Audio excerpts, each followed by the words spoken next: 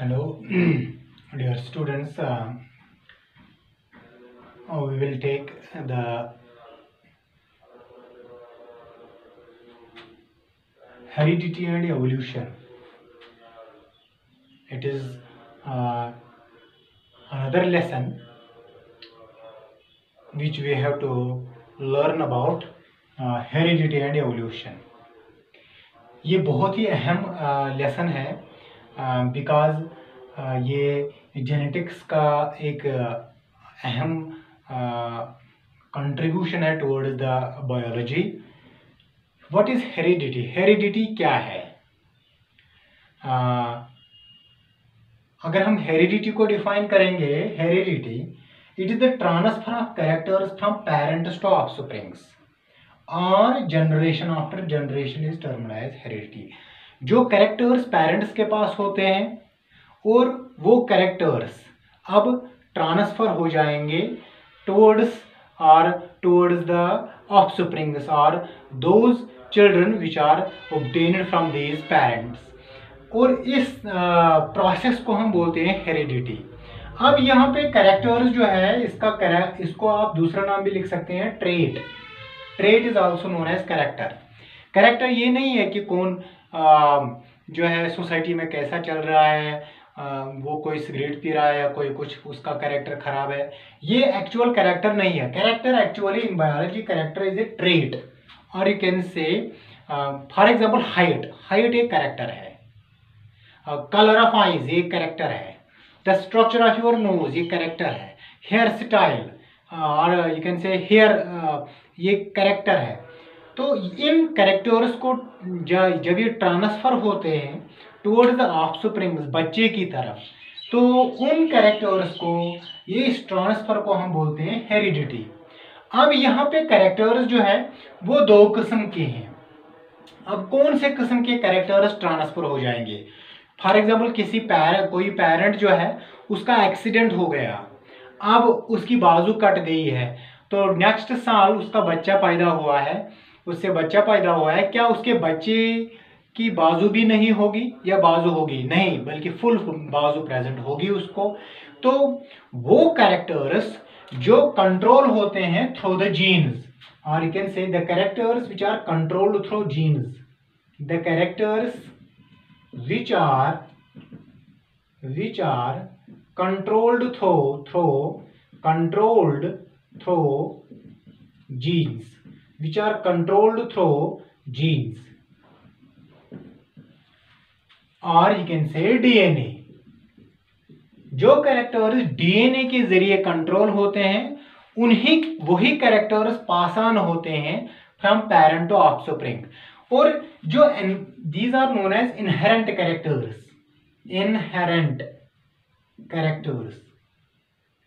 What are inherent characters? Those characters which are controlled through genes or which are controlled by DNA. Next is environmental, or you can say obtained characters, or you can say gained characters, attained characters,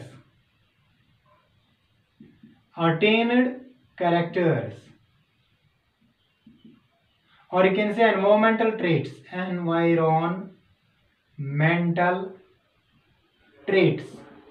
Environmental traits जो environment के जरिए मिला है. For example किसी लड़की के कान जो है उनमें छेद है इयर रिंग्स लगाने के लिए, तो उसके बच्चे में ये कान में छेद नहीं होता है क्योंकि ये एनवायरनमेंट ने उसको कैरेक्टर दिया है या फैशन ने कैरेक्टर दिया है. तो those characters, these characters are not these characters, or you can say traits, do not pass from parents to offsprings. और ये जो एनवायरमेंटल ट्रेड्स और यू कैन से अटेन्ड कैरेक्टर्स जो है ये पास ऑन नहीं होते हैं फ्रॉम पेरेंट टू ऑफस्प्रिंग, क्योंकि ये एक्सीडेंटल कैरेक्टर्स हैं या एनवायरमेंट ने 1 साल 2 साल या 10 साल. अब जेनेटिक्स में या हेरिडिटी में 2 साल 10 साल या 100 साल कोई मैटर नहीं करते हैं, बल्कि hundreds and thousands of years जो है वो मैटर करते हैं। अगर एनवायरनमेंट का कोई कैरेक्टर थाउजेंड ऑफ ईयर्स या मिलियंस ऑफ ईयर्स में रहता है तब वो फिर इनहेरेंट कैरेक्टर का रूप लेता है, फिर वो ट्रांसफर हो जाता है। अब यहाँ पे जो है ये कैरेक्टर पास होते हैं फ्रॉम पेरेंट टू ऑफस्प्रिंग। अब ये जो कैरेक्टर्स हैं जब ये पास हो गए, अब ये पास कैसे होते हैं, कौन से कैरेक्टर्स पास होते हैं और कैसे होते हैं, ये इस लेसन में हम डील करेंगे। तो और स्टडी करेंगे कि कैसे ये पास होते हैं, how they affect each other, ये जीन्स आपस में कैसे अफेक्ट करते हैं, एक दूसरे के ऊपर असर करते हैं। और नेक्स्ट इसमें एक और चीज है जो है वेरिएशन। वेरिएशन, अगर वेरिएशन का मतलब क्या है, अगर हम देखेंगे हर किसी इंसान की जो हाइट जो है वो सेम नहीं रहती है, that means variation in height. Variation in हर किसी कैरेक्टर में अपनी अपनी वेरिएशन होती है, कैरेक्टर्स में वेरिएशन होती है। अगर हम देखेंगे हाइट में वेरिएशन होती है, एक फैमिली में बहुत सारे किस्म हाइट के लोग मिलते हैं। एक फैमिली में अगर हम ईयरलोब्स को देखेंगे, ईयरलोब्स में ज्वाइंट और फ्री होते हैं, ज्वाइंट और फ्री होते हैं। कलर ऑफ आईज जो रहता है, colour of structure of nose और नोज स्ट्रक्चर डिफरेंट रहता है। और हेयर स्ट्रक्चर और you can say hair style भी जो है वो किसी को कर्ली हेयर रहता है वगैरह। तो ये जो कैरेक्टर्स हैं जो एनिमल्स में पाया जाता है, जो किसी भी ऑर्गेनिज्म में ये डिफरेंस इन कैरेक्टर्स पाया जाता है, उस डिफरेंस को हम बोलते हैं variation. That means change in a particular character. कितने किस्म के चेंजेस किसी भी कैरेक्टर में आते हैं, these all changes are known as variations in living organisms. Variations in living organisms.